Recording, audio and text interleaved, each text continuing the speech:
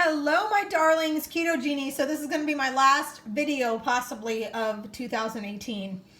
And I am happy to report the air fryer upon second use has redeemed itself, because I just made a lobster tail in the air fryer. Oh my gosh, y'all. I don't know if you can see this, but this lobster tail is literally cooked perfectly. And oh yeah.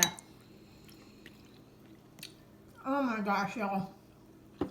Okay. All right, air fryer. You have redeemed yourself, dear. This lobster is amazing.